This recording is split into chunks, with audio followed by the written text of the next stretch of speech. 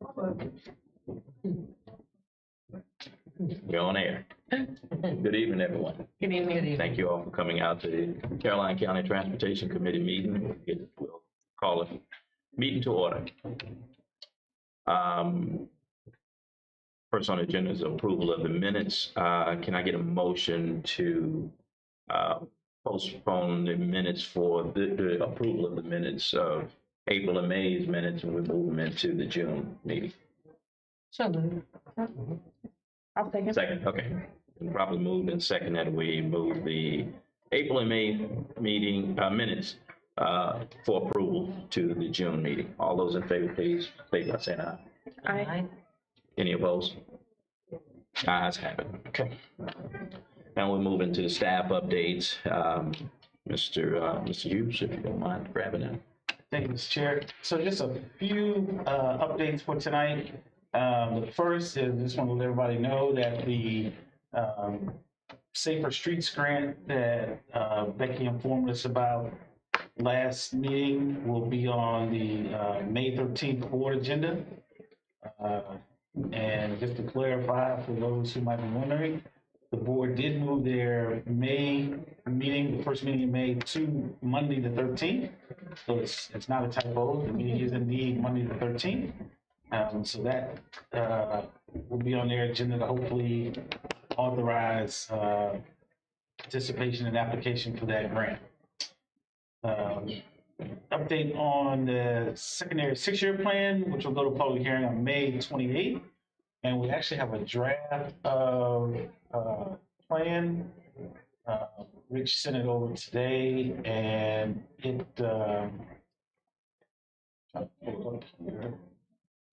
it has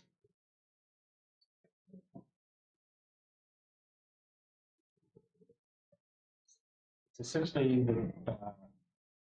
draft that we had talked about the last meeting, and it does include the addition of the Devil's 3 Jump turn lane project is in this SSYP draft. Sorry for the delay. There it is. So as you can see, we've got the Trap Road and Farmer Drive, where Rustic projects are there for completion, and then see the Caroline Street Road addition project is on there, and then the addition of the Devil's 3 Jump project at the high school, which is the addition of the right turn lanes on the Devil's 3 Jump onto and then the other thing to note is, as we talked about last time, down in the bottom right corner, you see our total of funds out into the future, $33,000 that we can put towards future projects. And like we talked about before, once we complete the ranking of all of our projects, then we'll look to see how we can supplement the 6-year plan with additional projects based on that ranking, which will also include the unpaved roads, like we talked about last meeting. That's going to pull together a list of the unpaved roads, and we will rank those as well and look to try to finish those off with the money we have here in the secondary 6-year plan. Look at that as well. So authorization for the public hearing will be on 15th as well. And then finally, just want to give you a brief update on the STARS study. STARS is a VDOT program that produces internal work projects for VDOT and produces studies. And the Fredericksburg district put in as their #1 priority for STARS a study of the 639 bridge and exit 110. Thank you. The exit 110 interchange.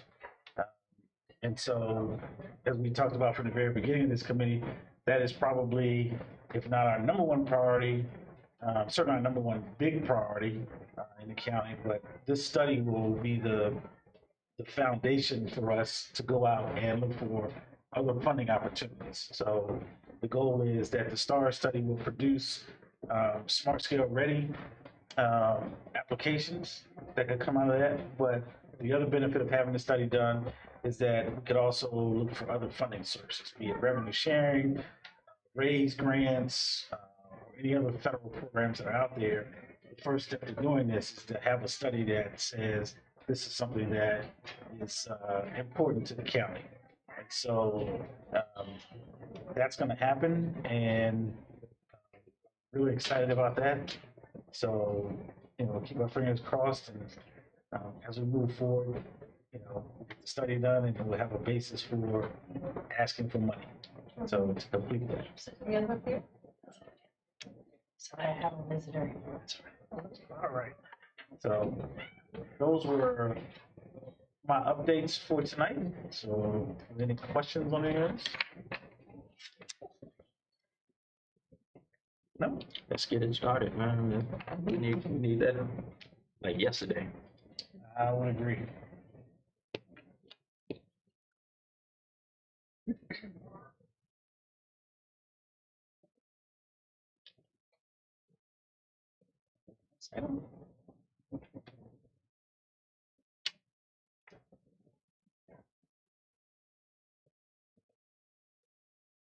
So to jump to We don't have any unfinished business. We'll move down to new business and presentation, GWC rural transportation. yes. All right. So turn it over to Carrie, who is with GWRC, and she's here tonight to talk to us about our rural transportation program. Thanks, Leon. Do you want to advance the slides for me this evening? I certainly will. Okay, great. Thanks. All right. I have been here before, but I'm back to talk to you all again. It's nice to see you all again.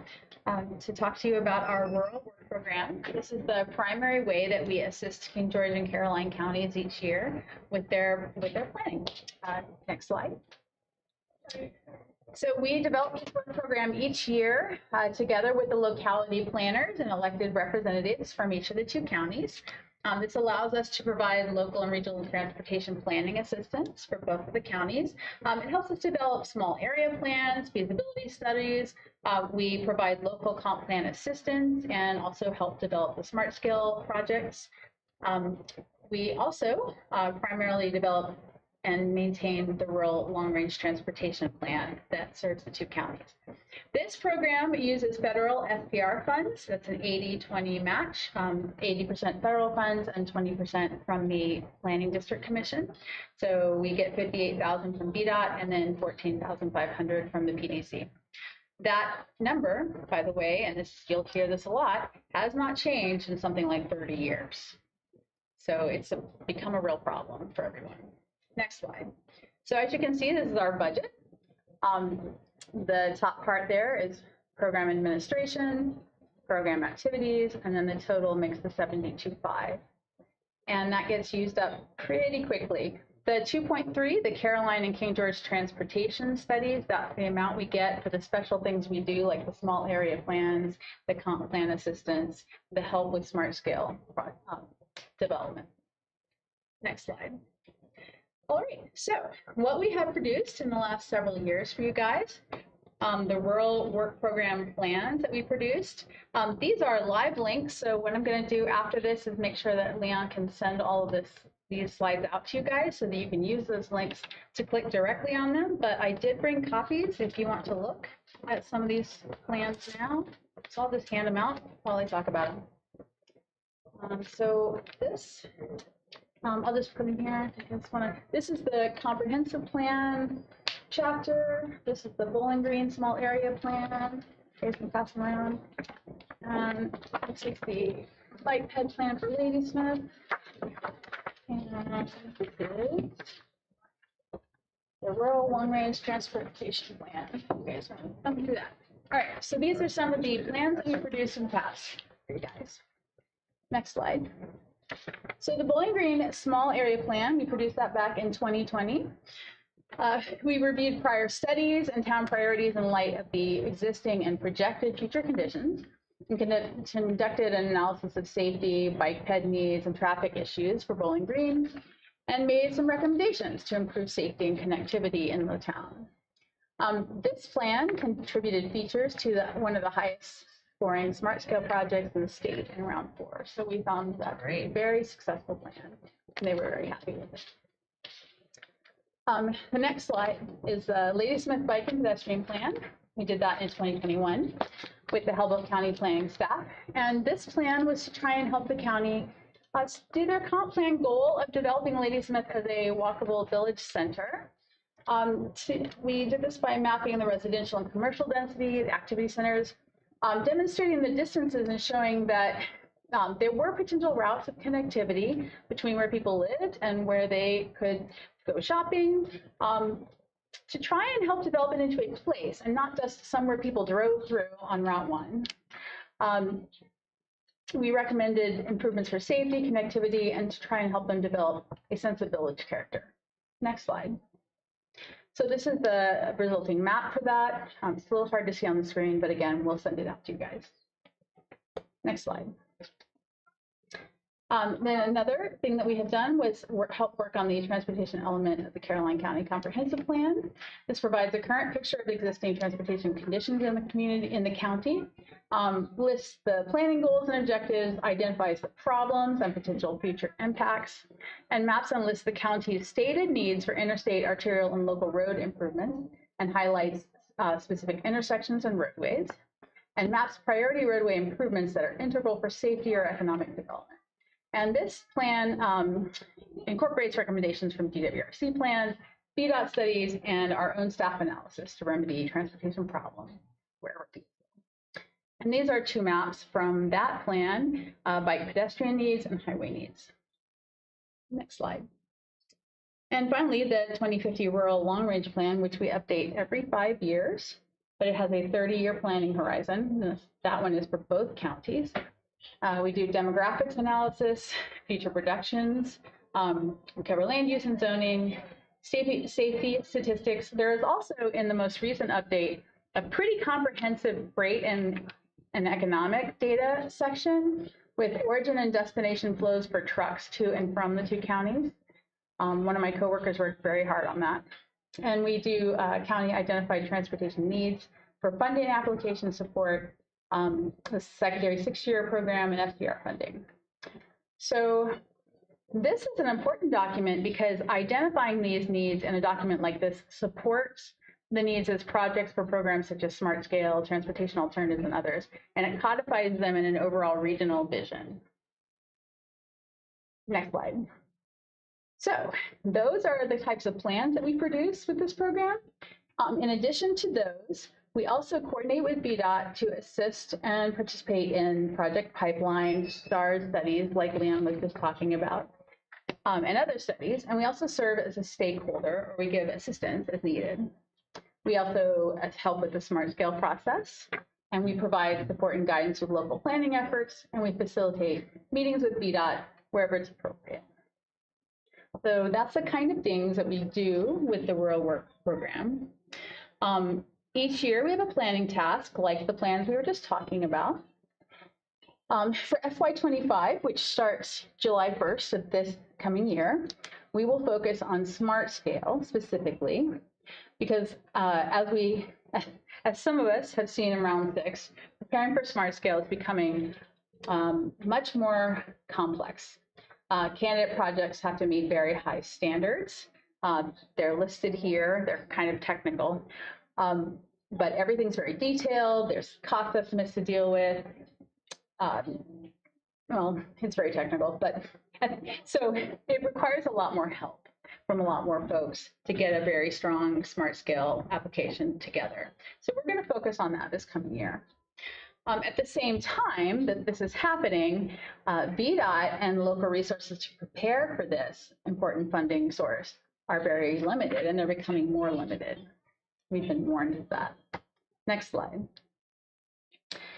So our task for the next year is going to be to assist with the county project concept development for Smart Scale Round 7, that's in 2 years, for 2 projects. So we're going to use existing studies and crash data and GIS and other analysis in consultation with VDOT, the county staff and officials to conceptualize 2 projects. To the first, pre-scoping is like the first level approval standard. So we're going to deal with location, the features, which are the specific parts of the project.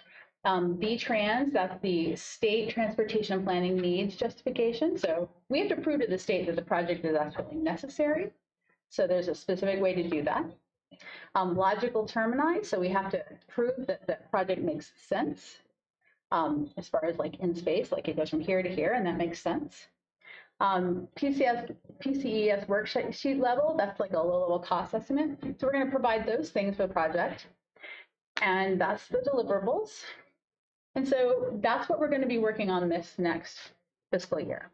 VDOT has told us that preparing for Smart Scale is ever more becoming a 2-year process. So out of 5 pre-application slots, King George and Caroline historically have used between 0 and 3. So we're going to try and help them. Direct additional resources to assist in producing higher quality applications for this large transportation funding program. And we're going to try to help increase their chance for success. That's this year, this coming year. Next slide. But it's not next year yet.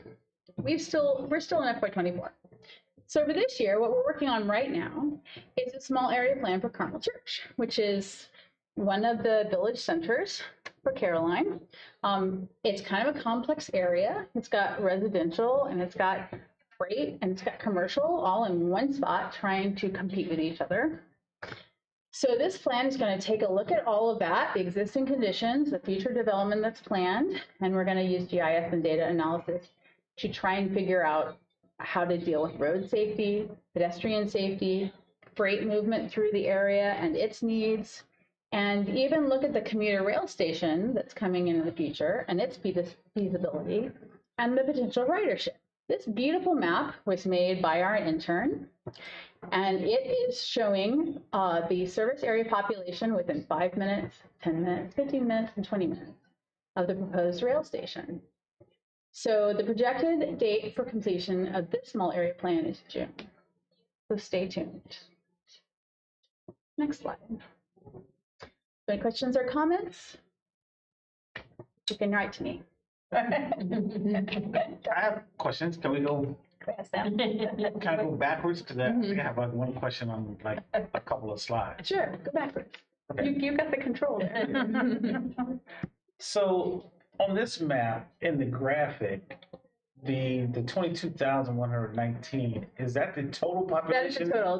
See that it should say total there in parentheses. Yes. But Yeah. my question is that the county total, or is that just the total population within this 10 to 20 minute radius? Yeah, that's the total population within 20 minutes. We got Wow. that many? So that's like almost probably 90% of the county population. Is within 20 minutes of a rail station. Yeah, that's an amazing graph. Mm-hmm. It's great. Yeah. Mm-hmm. It's a good spot. Mhm. Yeah. Makes me happy. So that was my one question on that. Yep.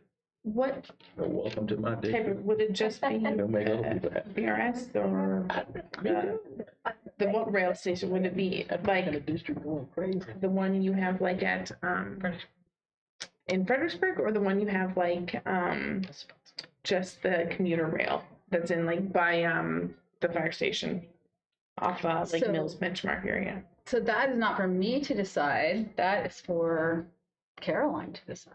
Okay. Caroline and BRE together and Okay. Amtrak And together. Yeah, I was gonna say, and Amtrak. So, Yeah. you know, one of the things that Amtrak and VRE is actually about to come out with their 2050 plan very soon. One of the decisions that they have made as a part of that plan is to really focus on their existing jurisdictions, member jurisdictions. And so one of the things that they have done in this update is they don't make as strong a statement in this plan as they had in previous plans about the Carmel jurisdiction. Now, with that said, they've made a commitment to increase service by 2030 in the corridor between Spotsy and DC.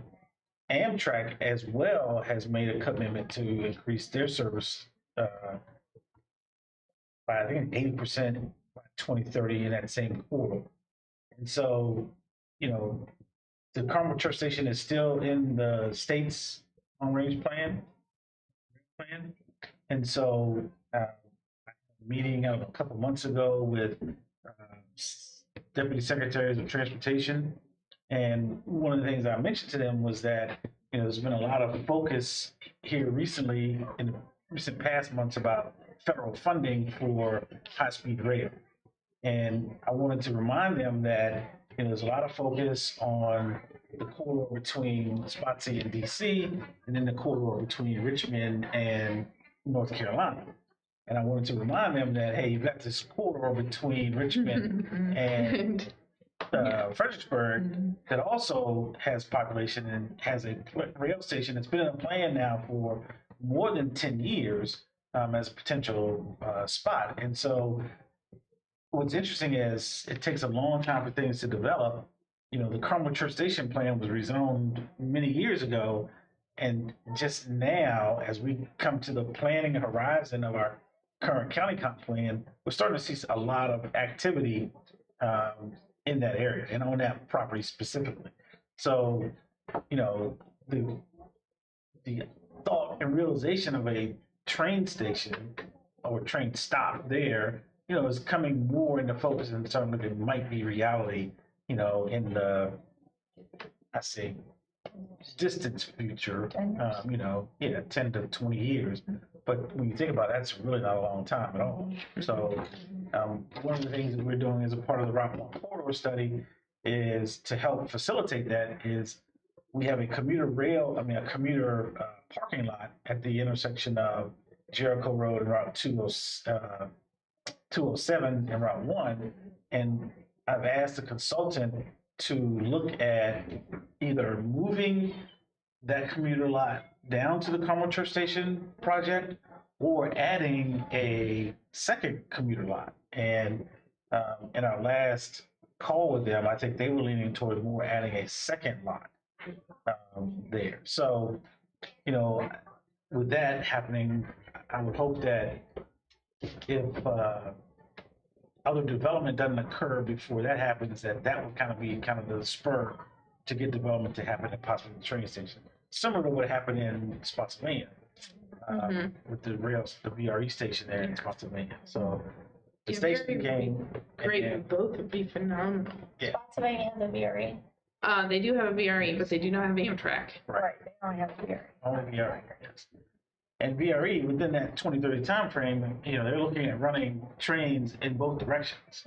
So I think if you're really interested in commuter services, not only during the weekday, but also weekends, start to look at that VRE 2050 plan, and it talks about the increase in service in both directions. Yeah. So right now it's one way, during the day and one way back, but they're looking at adding service in both directions. So that would be huge. I mean, Yeah.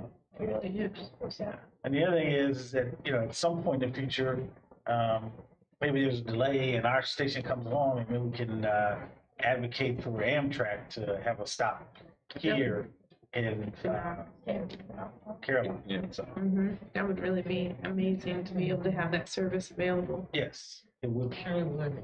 And then when you look at this map and how many people are actually in close proximity to it, that just really brings it into focus. Great job. Yeah, it's a very nice map. Oh, I just had a comment. So, our ratio of smart scale applications in this round jumps drastically from 0 to 5. So, I just wanted to toot our horn on that. Did you submit 5? We did submit 5. I'm so proud of you. Yeah. That's awesome. Yeah, we did submit.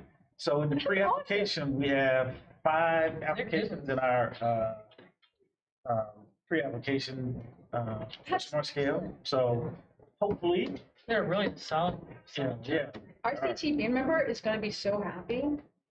Yes. Well, let them know that we have, I'm going to. yeah, we have 5 applications in the pre-app. So. She specifically last round was just very unhappy about Caroline's 0, and this time she's gonna be just thrilled. Yeah, well, let her know, we are, Cassie helped her, and it was a really good job. Yeah. Really good. yes, yes. And it's on the excellent two job. level on grade one, Yes. so really, So, really and- solid job. And with that, I'll preface or follow that statement by saying at next month's meeting, we're going to talk about the smart scale applications because we're going to have to determine which 4 are going to move forward. And that's going to require a board resolution ultimately. And so what I would hope is that the committee will make a recommendation going to the board about which 4 applications we want to put forward and as our final 4. So, Or an easier question is, which one do you drop off? Leon, may I ask, if you can remember off the top of your head, what names, like what intersections or projects? yeah, so starting at the northern end of the corridor, so all of the projects came out of The Route 1 the Route study? 1 corridor study, yes. So starting at the northern end, there's the Page Road, Marie Road intersection. Then there's, Adding a left. coming south, we combined 3 projects into 1 project. Pine Ridge, Gatewood, and Durrett Yeah, okay. into 1 project. And so to add turn lanes in each of those intersections. The sidewalk the whole way.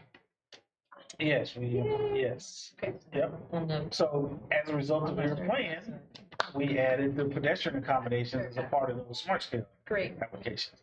And then coming south, I think the next intersection is that Jericho. I may get these backwards, but the 207 Jericho Road Route 1 project, which are pedestrian accommodations there.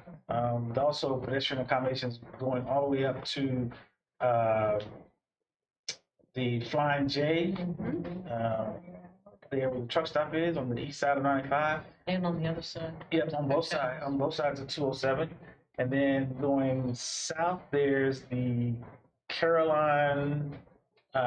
Lake Caroline intersection Yeah. improvements, left turn lane on Route 1 in Yep. Lake Caroline.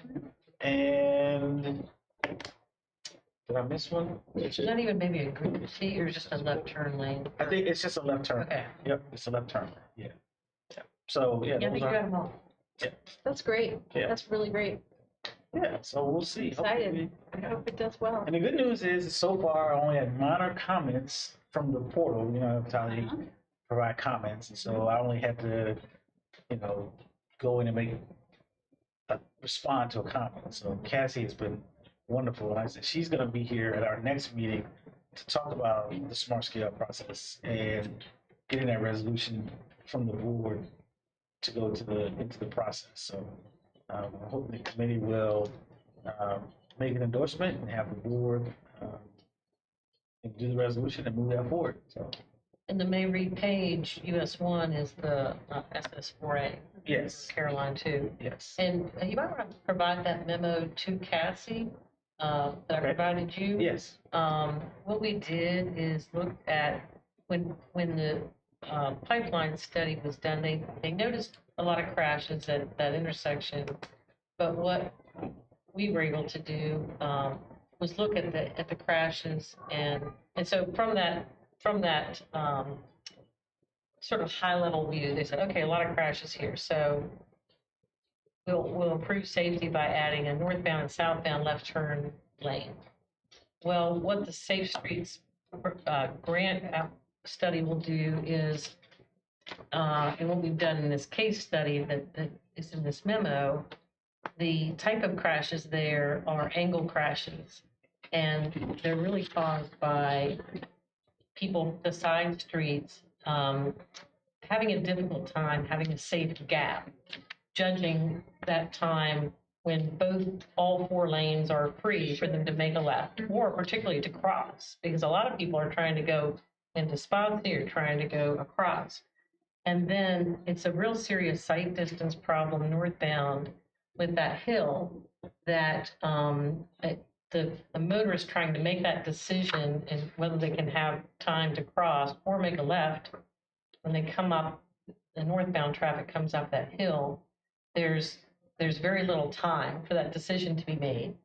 And the serious fatality, there have been some really serious crashes there. So what we are going to do with the study, should it be funded, is look at the safety of the smart scale, adding the northbound and southbound left turn lane.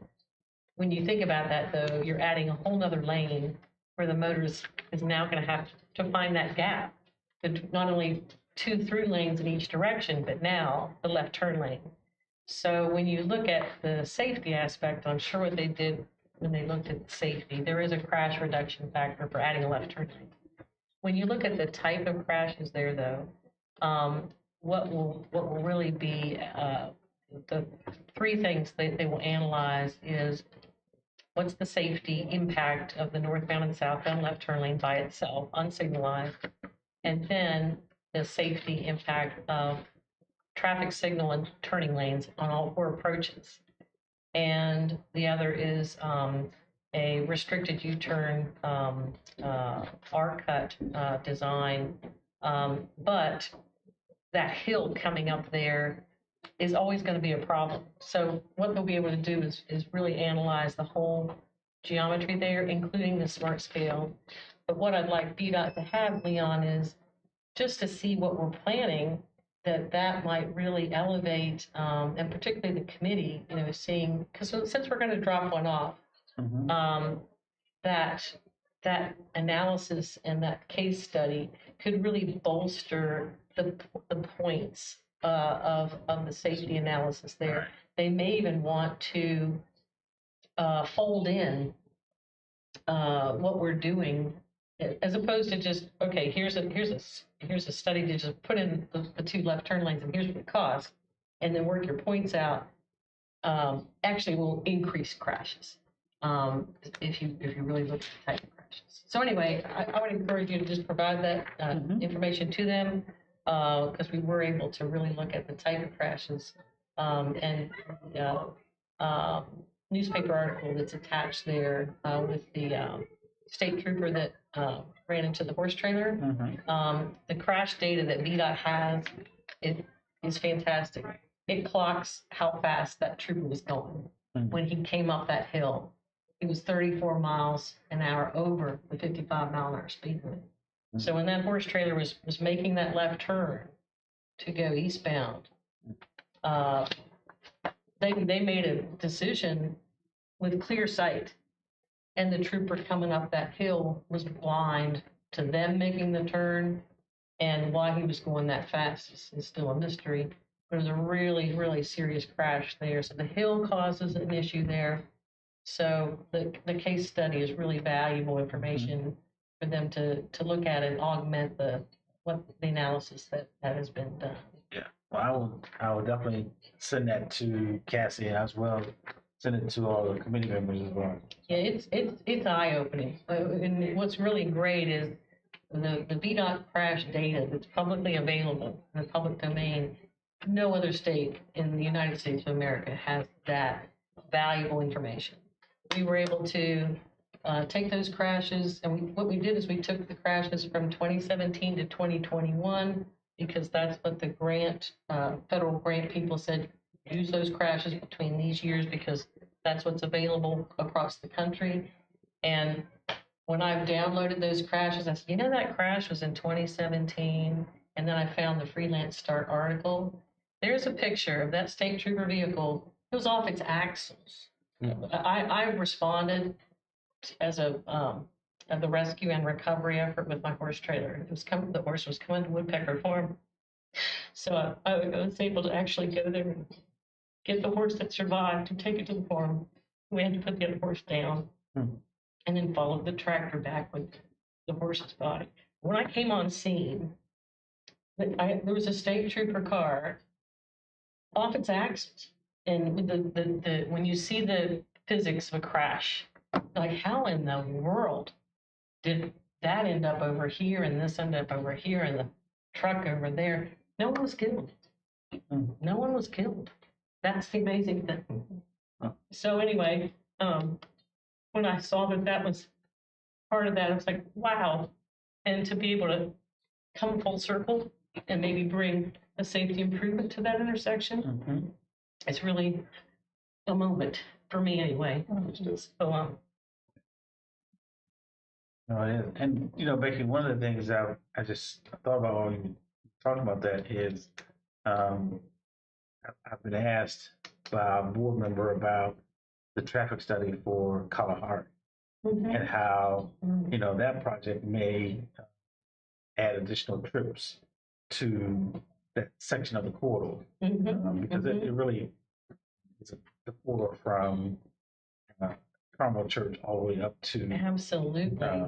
Kalahari. Now, the one thing I will say is what's interesting about, and I like to get your thoughts on this if you look at the study if you haven't already, is Kalahari, their business model is not, say, it's more like a Great Wolf where people don't show up, say, at 10 o'clock to enter the facility. Yeah.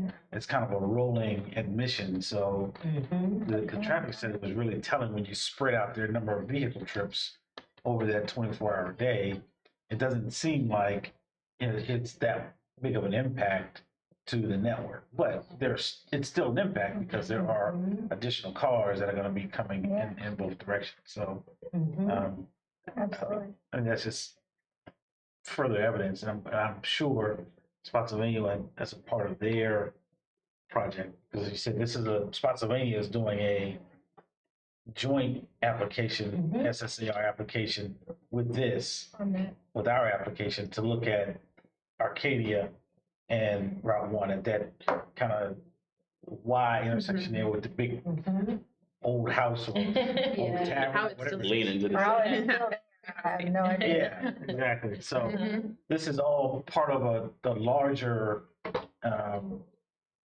crash triangle. Yes, yeah. And then Mayre and Arcadia. So we have you'll enjoy reading the memo. But the triangle of Mayre Page US 1, Arcadia US 1, and then Mayre Arcadia are all going to be studied should both counties agree to fund it. We have Caroline's defined as a standalone analysis there. And then Spotsylvania County's 2 intersections, their cost will include the modeling of all 3 options that are approved by local government. So, for example, there'll be a model run. We'll be able to show you. I call it how the little ants how the cars will go. We'll have, for example, a model run of the traffic signal and turning lanes at Page Mayre, and a roundabout at Mayre and Arcadia, and then up at Arcadia US 1. Their pipeline study has 2 options. One is completely close Arcadia and have where the I think it's Plantation Drive or something there that goes into the subdivision, have a new road that comes out to US 1. And another option is closing northbound, making northbound Arcadia to 1 a right only. So that would mean the model forces more traffic to your traffic signal. So instead of having that dangerous left to go northbound on 1, they'd all come to the Mayre Page and feed more to the warrants at Page. I think personally the traffic light and turning lanes is great there. But there's another non-signalized option of this arc cut as well. So what will be cool is you'll be able to have, pay potentially maybe 5 different model runs, see how the ants work, and then the cost for each, and let everybody see how it works.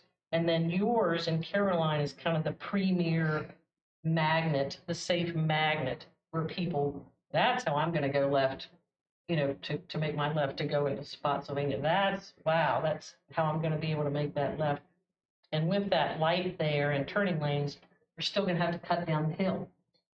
coming northbound, because you still don't want to be blind and then that be a signal up there. So what's good about that more three-dimensional boots on the ground analysis of ground conditions, we'll be able to consider the impact of that blind vertical curve there. I'm really, really excited that intersection has been elevated by the Route 1 study and then our own study. There are links in this memo that take you to the map where this really scored high because of those crashes there. So it's a very, I hate to use an overuse word data driven. This was really, it's a really bad spot. It's got a lot of data and it scores sadly very high, being a high crash location in the region, in the whole GWRC 5 locality. Becky, you mentioned, Becky, right? Yeah. Okay, you mentioned about the cutting down the hill. Have they considered putting advanced caution lights? I tell you, that flashing light that's there now, you can't even, No, I mean advanced. To like when this light is turning yellow, you would have an advanced light back here to let people know that. that would be definitely something as an option in lieu of cutting down the Yeah. hill. Yeah, the red ahead. Yeah, that's what. That's a great option to save that expense. Yeah. And VDOT in the past years put a flashing light at both approaches, but you can't see it. I mean, it's like so close to the intersection that that's nothing. Yeah, you got people on their phones and everything else that probably. Is Yeah, not, but it's kind of one of those first steps you do before you go to the light, but it's kind of useless, and the limbs kind of overhang it too. But in my mind, you kind of want it where you can see it before you pressed over the hill, but people still ignore it anyway. So I think anyway, you would have minimal amounts of people ignoring it because I have that same problem with Oxford Road when we coming out of Hanover County. When I stop to make my left turn on Oxford Road, I'm constantly peeking in my mirror and creeping forward yeah, because of the crest. yeah. And that is not as bad as Arcadia, Marie Road, Page Yeah. Road, but yeah, it's I think scary. the ones that change the redhead, like that are actually changing when the light is red, Yeah. because they're not a steady, always all the time the same thing. Right. Don't get ignored as much Yeah. because they are something that is actually, triggered with that next light. Right. There's so many yellow flashing that's everywhere with Right. construction. Yeah, Not they're- people right. tune those They're- out, but something that changes, I think, would be if that's Yeah. They're ignored. an option, would be a Yeah, fabulous and, option. and signage or some type of something in the roadway to say, hey, lights red ahead or something, whatever. I was telling Leon too, as you drive south into Hanover at Old Ridge and US 1, they reduced the speed They limit. did. And it's the type of speed limit reduction that you can give it's not a suggestion, it's you gotta go slower because that's where Bear Island paper trucks would come out. So that's another option there too, is lower the speed limit, have the red ahead, and really analyze those things. That's low cost. And They then lower the speed enforcement. limit like incrementally. That always seems to work too. When you kind of go like, Mhm. you know what I mean? Like you're building up to lowering the speed limit. Have some speeds, right? Yeah. Like, Yes. you're like, oh wait, it was 35. Oh no, it's 25. No. Yeah. Oh, let me get. Oh, now there's red ahead. I got it now. Bowling green. Yeah, that kind of. 55, 35. No, I get it. Oh no, there's red. Oh, now there's a crest. Yeah, that's the type of thing that. That kind of gets like attention for people like me. They say, wait, now I'm paying attention. Yeah, but for it to get that kind of attention and that creativity is really exciting. Yeah. It's just been And it minimizes the cost. We can use that cost for something else if needed. right, and They gotta get creative. lowering the hill is such an impact on the adjacent property as well. So there's so many things you can do to just keep that geometry there and let people get that warning ahead of time. Sure. Okay. I just have a question as usual. The Lady Smith plan, so that's just a plan That whole like bicycle and pedestrian plan, I didn't even Things want have to to start life as a plan, That's just still you know, a plan. but it has been it's part of the comp plan now. Oh, okay. So that's its next step. Okay, They have to adopt the comp plan, and then it's part of the stated hopes and intent for the county. but it has to do with the developer too, As right? rezonings come in. Well, probably, one of the things that happened with this last round of smart scales, it kind of changed the focus of the projects that they were gonna look to fund as part of smart scale. Yes. Yeah. So in prior rounds, bike ped accommodations scored really well. Mhm. And in this round, the Commonwealth in its wisdom decided that they were going to focus more on economic development and other priorities. And so the bike ped priority got pushed down. And I so- just wake up every morning to like the trees being knocked down, to the 100 more homes being built in the neighborhood and all that, wondering where all that, where those people, yeah, you're all exactly those right. people gonna go and You're where they're exactly gonna. And that is exactly why we have a plan. And so with the plan being a part of our comp plan, it creates opportunities to seek funding. So, like Carrie said, the plan is the first step. That is the first step to getting any dollars. In a perfect world, we will have the staff capacity to watch and monitor all of the federal funding opportunities that are out there. It's unfortunate that right now the federal government has allocated a lot of money that rural localities and small localities would be eligible for, but the announcements come so fast and the windows are so short that without dedicating staff to monitor those projects and be prepared to apply for those types of grants, we just really don't have the staff capacity to be prepared to take advantage of it. And if I may interject, sir, it's also match funding. Yeah, Match funding is required for those Yeah. things. On the county. yeah. And I guess it's really personal to me because I don't think how many people even know in the county that my daughter on October 26th was hit, was a pedestrian struck by a motor vehicle on Ladysmith Road, right outside Ladysmith Village. So that was a year ago, October 26th. So, I mean, she's fine now, but, it does happen. She didn't die. I'm so glad. So, thank God. But, I mean, it does happen. Yeah. So, she was 15. So, yeah, I mean, it's real. And like I said, I see people walking all the time in our neighborhood, outside of our neighborhood, down Ladysmith Road and, around. And she was trying to go to Bridle Out or whatever that neighborhood is. As teenagers will do, right? Yeah. And she tried to cross Ladysmith for some ungodly known reason, and yeah, like an idiot, but kids will be idiots, but it shouldn't happen, but it did. But I'm not saying that would have helped her, but I just know that like things happen. And, I think all the time, like you got people walking in areas, they're just walking, and teenagers, you see teenagers walking, you see adults walking, and you see Because people they trying to should be play. able to.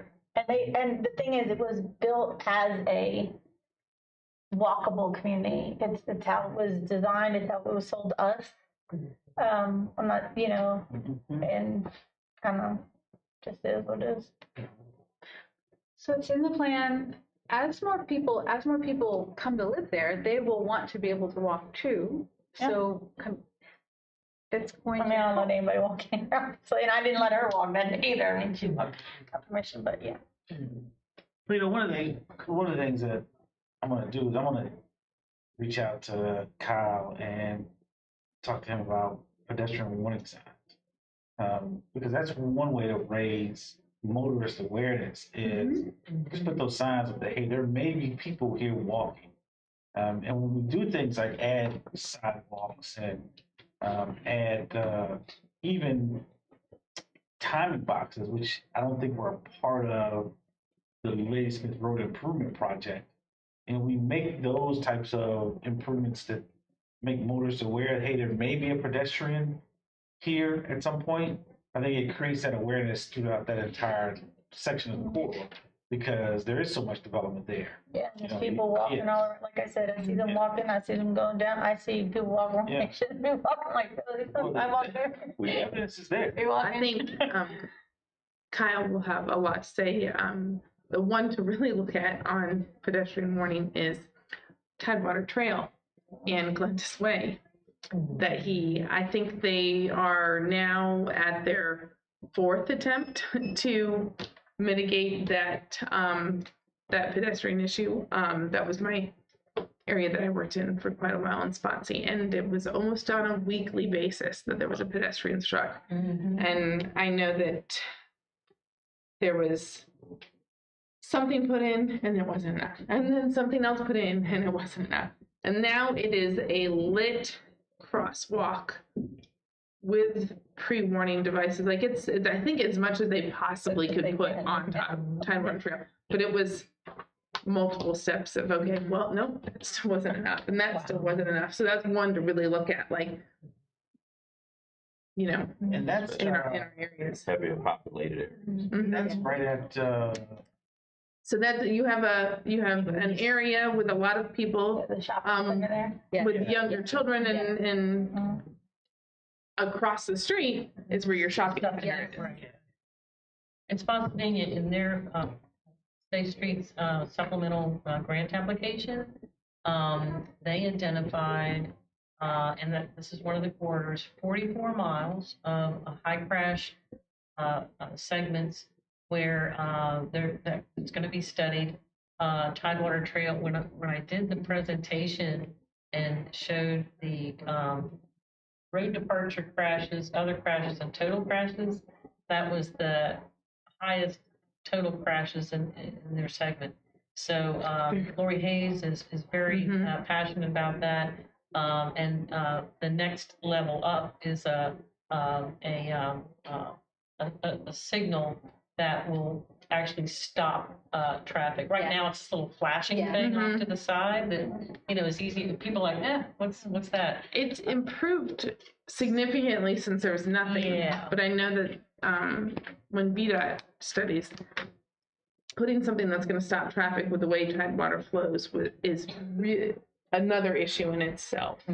So something to look at, but very similar to what we kind of have in the Ladysmith area. All the living on one side, all the Yep, and all the action. Right, on the other. well, right.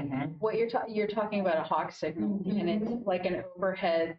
It looks sort of like a traffic light, but it only flashes red when there's a pedestrian that needs to cross. And it's So a red It's light. red. It's red. You stop. It's got an advance bar, and you're going to stop because it's red. But it only stops when there's a pedestrian that needs to cross.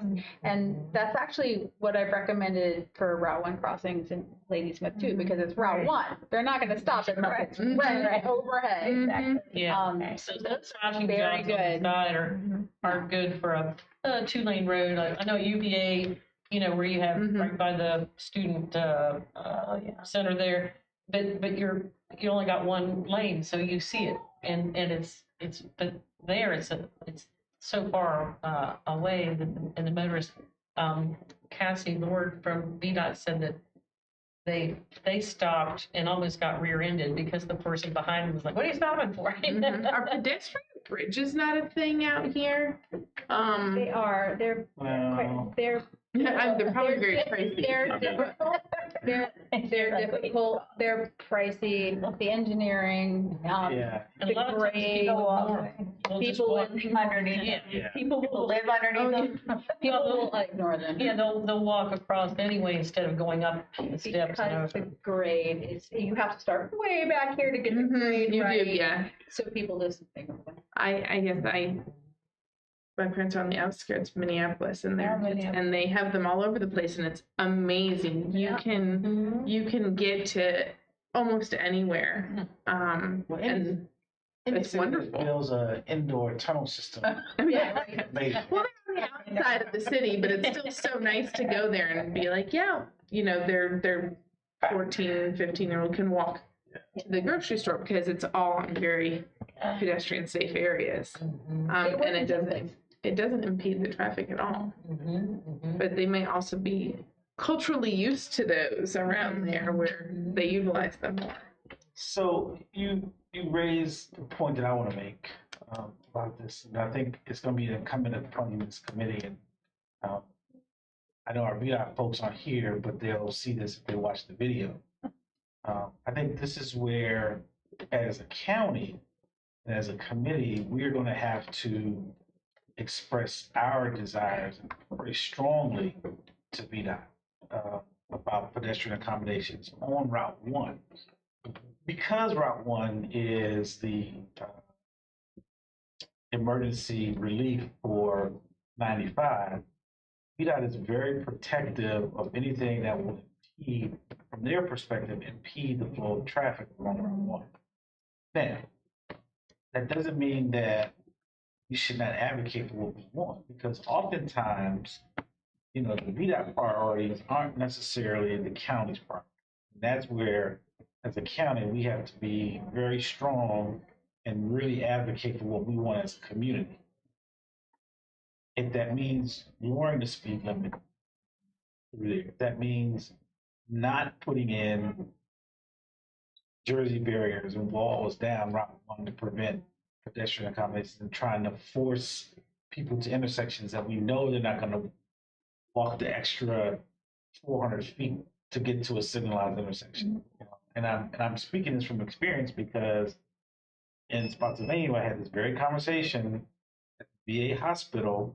It's going in where VDOT introduced a plan to put a barrier down Route 1 that would impede pedestrian going across, and did not want to put in crosswalks at the entrance to the VA, because they wanted to try to funnel the pedestrian traffic all the way down to Hood Drive, and then all the way down to where Kyle mentioned the pedestrian got hit last time. Somebody have what's the name of the road? Market Street. Yeah, it's Market Yes. Street, yeah. And we had some serious conversations about that, from my perspective, being inappropriate, because their whole mindset is move the traffic. Yeah. And so I think that's where, as a community, we have to say, wait a minute, the safety of our pedestrians is more important at this point than it is to the 2 or 3 times a week where there's an accident that might have to relieve traffic off of 95 to come through this neighborhood. So, we're trying to build a community that has certain design standards and increase our quality of life. That's where we have to make it known to the traffic engineers, because their number one priority is efficiency of the car, and everything else is secondary. So, Yeah, and when it's really busy, that bailout traffic, those aren't even our citizens, That's exactly Right. So just, I'm sorry they're a little inconvenienced, but this isn't their, That's right. community. We need to be doing it for our community. That's exactly right. And so I will say that, I'm sorry they're not here, but I hope they'll watch it. But they've heard me say it before, so it will be new to them to hear me say, to make that statement. Had this conversation many times. Yes. with them. And they understand that we're trying to work together. We both have different priorities, so we try to find compromise where we can. The Hawk signal is a compromise. It does not stop traffic unless a pedestrian needs to cross, for example. But it makes safety because you can see it. Yeah. Yeah. So. And I'm a big pedestrian guy, so. And with everything. Yeah, story. I'll throw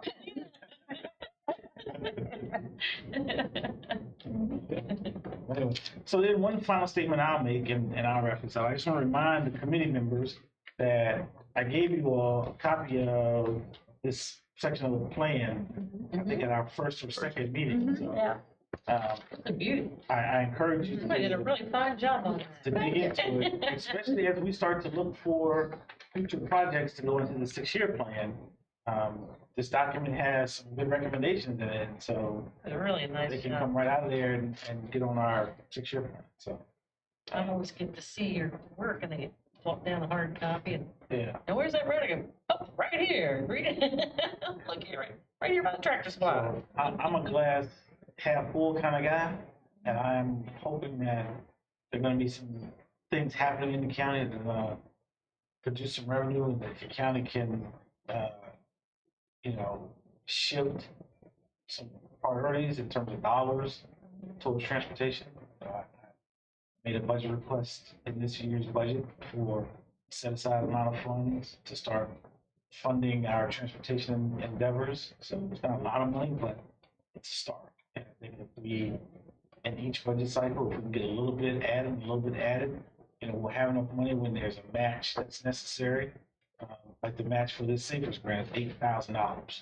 So, if the board funds that allocation that I asked for, there it is. There's the $8,000 to match for the Savers grant. So, Safer Streets grant. So it's a process, and we're at the very beginning of this process. And I think, it can be done. We just have to stay diligent. Okay. Mr. Chair. Anybody have anything else? Do I hear a motion on the floor to adjourn? Second? Okay. All right, we have a motion and properly seconded. We adjourn the meeting. All in favor says aye. Thank you all. Great Thank job. you. Be safe you. out. Thank Have a you. great month. Thank you.